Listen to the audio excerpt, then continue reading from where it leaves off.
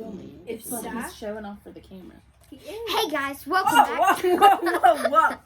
Just keep going. Hey guys. 5, 4, 3, 2, 1. Hey guys, welcome back to Bible Fun with the Dunns.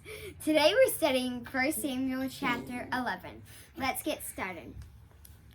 Okay, so the Ammonites, they're the bad guys, are attacking the Jabesh. So bad. And Orville is reenacting the Ammonites, and John is the Israelites, Yep. the Jabesh people. Yep. He's attacking. And they say the Israelites, they think, well, we can't win this. We don't have enough people, and this is a surprise attack. Mm-hmm. They were surrounded. Mm-hmm. And then they say, if you something about taking out their left. Yeah, they so the people, their right eye. the Israelite people that lived in Jabesh said, "Make a covenant with us, and we will let you be our ruler." To the Ammonites, and we don't want that because they're bad guy. and Nahash, who was leading the Ammonites, he says, "Sure, I'll make a covenant with you, but if you want to make a covenant with me, what has to happen?" I will take out your right eye. Of every single one of Everyone them else's. in the whole town, and he wants to embarrass the Israelites. Okay. So what did So the people they of say, Jabesh say? give us 7 days, and And we're going to try to we're find gonna help, try to find basically. help. And if the Israelite people won't help, then yeah, we'll have to go with that because otherwise they'll be defeated. But then Saul, remember him? He's the So big guy, Jabesh the king, sends strong. messengers all throughout Israel, and that's how Saul finds out.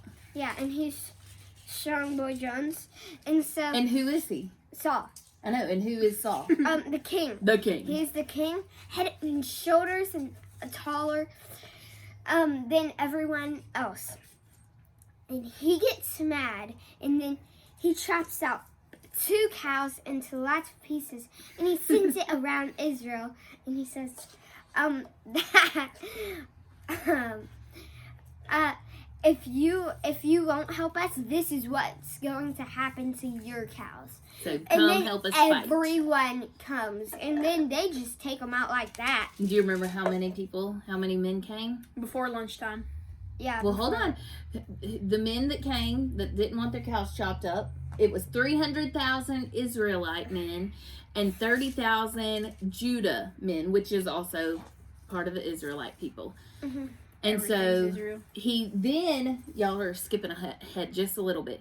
So then Saul tells the men from Jabesh that we're going and getting taking the cows everywhere. He says, okay, go home and tell your people we're coming to help them. They're going to be okay.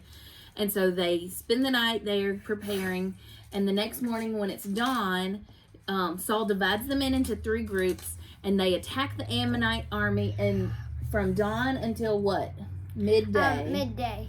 And midday's like lunchtime. They fight and they defeat the that is Ammonites. super fast. That was really good. Stop it. And then what? And so then Samuel is there, and he finds out that there were some men that say Saul shouldn't be our king. Mm-hmm. And so he gets mad and he says, "Come, bring us Those men, and we're gonna kill them." Yes. But then Saul says, "No, this is a day that God has blessed us. We are not killing anyone today." Okay, very good. And then Samuel tells everyone, he agrees with Saul. You're right, Saul. This is a day that God gave us victory. It's a special day. The Lord saved Israel's people. That's a good idea. And so then Samuel tells everyone, we're all going to go to Gilgal, and we're all going to have a ceremony and a banquet and a party, basically. And we are all going to agree as a nation, as a people group, that Saul is our king, right?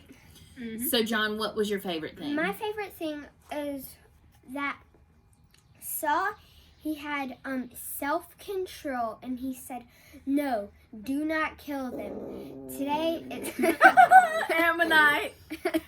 Today Nahor. is No, Nahash.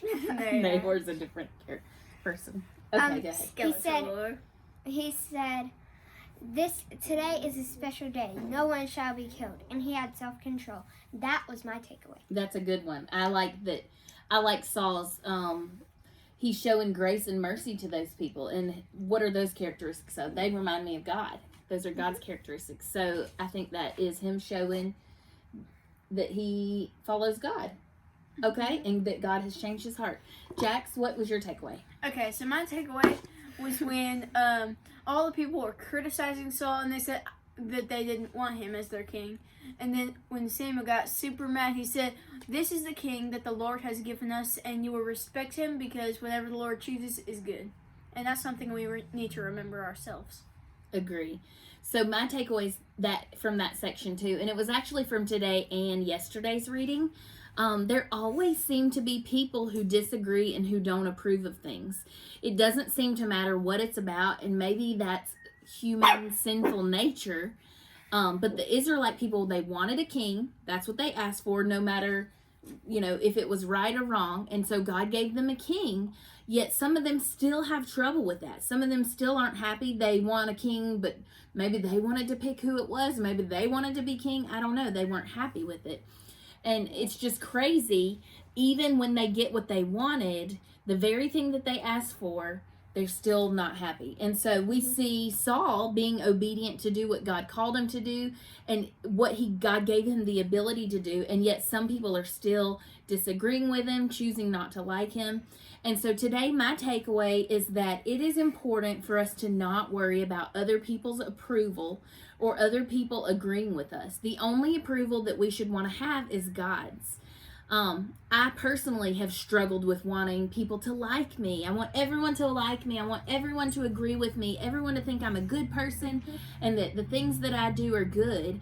But I have learned that that's not reality. We live in a world where everyone has a mind of their own. Everyone has their own opinions.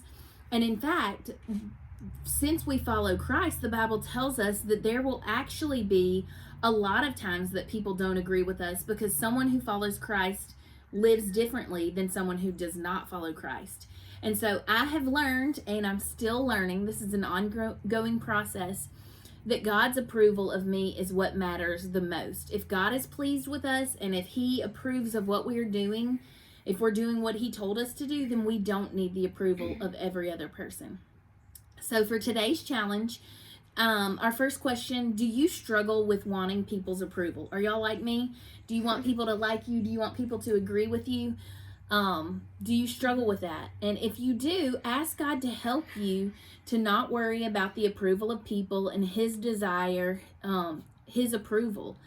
The Bible tells us in Galatians 1:10, Paul said, "Now, do you think I'm trying to make people accept me? No, God's the one I'm trying to please. Am I trying to please people? If I wanted to please people, I would not be a servant of Christ." And that's kind of a couple of sentences, but I would like, for my own self, I would like to try to memorize that. And I challenge you guys to memorize that verse. Galatians 1:10, it'll be in our description box. And I think that'll be super helpful and a good reminder for us for many years to come. All right, friends, thanks for joining us today. See y'all. Bye.